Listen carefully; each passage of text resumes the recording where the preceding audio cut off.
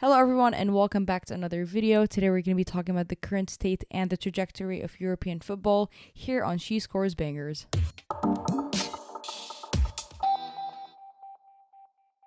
A few days ago, when I was doing some reading and research in my free time, I stumbled upon the 60-page report released by UEFA, which is titled The Business Case for Women's Football, which talks about the defining values of European football as well as breaks down some study cases, which show incredible results and statistics of where the sport is heading. This is by far one of the best reports and statistical analysis pieces that I have come across in probably a long time, and although everybody should go and read it, it is 60 pages long. It's quite heavy in content, and here's why we're going to be summarizing all the important stuff. In this day and age, European football is the most popular it's ever been. It's bringing in numbers like never before in all aspects. This includes wages, deals, audience, spectators, pretty much anything that has numbers. Leagues and clubs both need to use this momentum to grow and expand, but how? An important realization is before any growth takes place, investors and fans need to believe in the potential that the sport has of reaching new heights. You want to be in it full-heartedly, you're going to have a ton of obstacles in the way, you're also going to have limited resources. One of the many main goals that the women's football currently is trying to achieve is bringing in more fans, bringing on more spectators, because without fans, without spectators, you don't have a sport that's growing. Now, to better understand where European football is played, here is the official list that UEFA has been able to release. Only 8 of these European nations have their leagues playing in Tier 1 football, where the majority of them actually are in Tier 3, and then you have a few ones that are just lurking down in the middle. Across Europe, there are 144 million fans of women's football, which is also expected to reach 328 million in 10 years. 10% of that population are supporters of clubs in Tier 3, where you then have a pretty good split between Tier 1 and Tier 2. Now, that fan base has been primarily broken to be young and female dominated. This is also reflected in a similar pattern in big European competitions like the Champions League, compared to the Men's Champions League, which is 75% men. Those who are watching their clubs during their league games are also interested in watching them fight with other big European leagues. This naturally causes fans to engage in different leagues. So let's say Lyon is playing against Bayern Munich, French fans will be interested in the German league and vice versa. Yet a huge issue arises when we only have one major competition. Going back to the fans, almost all of them want to see their teams qualifying and playing in the Champions League. Now, what happens when their team does not qualify and does not have any other big competition to go into? Let's take in Manchester United for an example. Even though a relatively new club into the scenes in terms of the women's side, they've been making very big moves, very big signings, and also have a very, very talented roster. How will the fan base be affected if their team will not see any European football for, let's say, the next 5 or 6 years? It will for no doubt be hurtful to that fan base, where you're going to see a lot lose interest in following that club. Football associations and federations must create and are probably urged to create a secondary competition that allows those other top teams to be present on the big stage. Naturally, this will push more teams to be founded and leagues to start expanding. Right now, the cost of setting up a women's football team is currently relatively low, but it is increasing as the game becomes more professional. For a women's team founded after 2015, the average annual setup cost was 434,000 euros for the first 3 years, compared to 198,000 euros for teams established before 2010. Why did those numbers rise and where are they going? The top 2 cost categories for clubs are player wages and technical staff. Those cost a ton,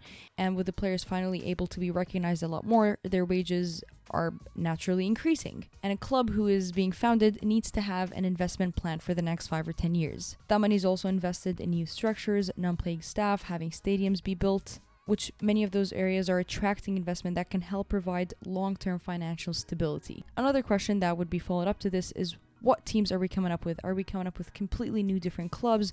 Are we following the men's teams? What are we doing here? Well, UEFA did their research on this. Unlike over in the NWSL, where new teams are usually referred to as expansion teams, those expansion teams are usually completely new founded clubs. This idea would not work in European football. 63% of the audience prefer when a team has a men's and a women's side, as this not only helps with the crossover of fans, but does so for the brand of the club as a whole. And don't be surprised if you see new teams go and find success in a short amount of time. Look at Koge and Servette. One was able to secure Champions League qualifications in only 2 years. This is huge for any European club, as obviously one of the biggest goals is to qualify and play in the Champions League. Does that mean every newly founded club is going to have a short amount of time to be successful and find that big stage? Probably not. A great way for clubs to put themselves on that fast track and be on a good route is setting up a good youth system. A youth structure is going to demand facilities, staff, players to come in and play, local girls to show up where otherwise they wouldn't have been able to play the game, and ultimately other leagues and teams are going to be sending scouts. Deals are going to happen, transfers are going to happen, and that influx of money is going to start going on. Now we've said all these big plans, you've got the big idea, the plan of the execution, you kind of need the glue component to get these going and rolling, which is probably the hardest part of any project. To have success on the field, you need to have excellence off of it. One of the case studies that this report breaks down is Brighton, who invested £10 million in new training facilities for their team. The results showed their players to be fitter throughout the season, they were able to recover quicker, and overall have better performances on the pitch. Facilities don't just simply break down into stadiums, training pitches, gyms, and having a lunchroom for the club. It also involves the admin staff and the specialists that you're bringing in to specifically work with those players. If we are to look at the staff allocation list that's been very nicely broken down here, some crucial positions are missing, like sports psychologists, which in my opinion is a huge must, but also sports scientists. The first thing that popped in my head after seeing a stat like this is there's no wonder we see ACL injuries week in and week out. And although I was not able to find a specific statistic of this position in men's football, I assure you it's a lot higher, and I assure you every club does have a person in that position.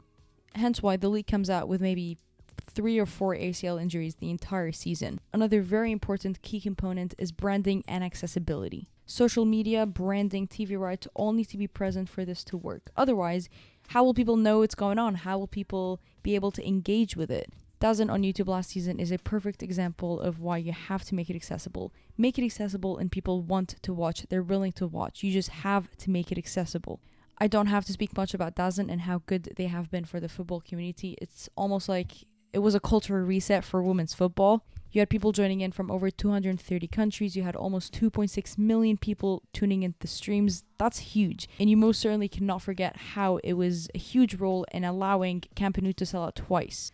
Understandably, some people don't have the time of the day to sit down for 90 minutes and enjoy that game on their phone. They want to consume the game otherwise, and providers' responsibility is to offer that through different platforms. Almost every broadcasting contract includes game highlights and game replays on their website. Those contracts are not only more frequently taking place now, but also have a higher demand of how many games they're actually showing. 10 years ago, Channel X, let's say, was only interested in broadcasting 3 WSL games. This time around, they want to make sure they're broadcasting every single WSL game on every single weekend. This is obviously much easier said than done because you need co-investment, scheduling, activation, a ton of data and insights to continue improving, as well as your content. Scheduling is still a thing that a lot of these broadcasting channels are struggling with. A survey done by Women's Sports Trust found out that when games clash with the men's game, they attract a significantly lower viewership than fixtures that do not clash. So it's one thing to have that game on Channel X, but it's another thing to actually make sure you're scheduling at the right time so you're getting in the viewership that you need. After you made sure that fixture has been scheduled for a good time, it's not clashing or anything, you want to make sure that these fans are willing to pay to show up for that game. You want to sell the stadium, you want to have the viewership high, and really, you want to have the match day revenue hit a new peak. And how do you do that is clubs need to study their marketing campaign. This is also great opportunities for sponsors to start jumping in and brands start working with these players. Fans are more likely to buy that brand, and fans are more likely to associate that player with the brand, and vice versa. They're more likely to talk and have conversations about the player and the brand, and that's what the sport needs. You need to have continuous dialogues. You need to have people continually be aware of what's going on. Brands, social media, TV, sponsorships, ads, everything needs to continually be going on. You don't have to really work hard to push it. It needs to naturally occur. It needs to naturally be there for you as a consumer of the sport. One last thing that this report highlights is what kind of words have been associated with women's football. And compared to men's football, it struck her in 3 different categories. Those are inspiring, good role models, and family friendly. It's wholesome, holy trinity a sport can have: inspiring, good role models, and family friendly. I highly recommend you guys check out the 60-page report if you do have the chance for it. UEFA has been absolutely class with producing pieces like this, but this one for me for sure definitely tops the list. We're currently living in the most exciting time of women's football, specifically European football as well. Funny enough, some of you actually reached out this morning and last night to make a video about this report whilst I was in the midst of writing it and researching a little bit more about it. This is great. I love hearing content recommendations and content that you guys are interested in seeing. As always, let us know your thoughts on this report and if there's anything major that I completely missed out on mentioning or analyzing. For more analysis and videos like this, make sure you subscribe to us here on YouTube and follow us on Twitter to stay updated and to continue enjoying the beautiful game. I will see you later.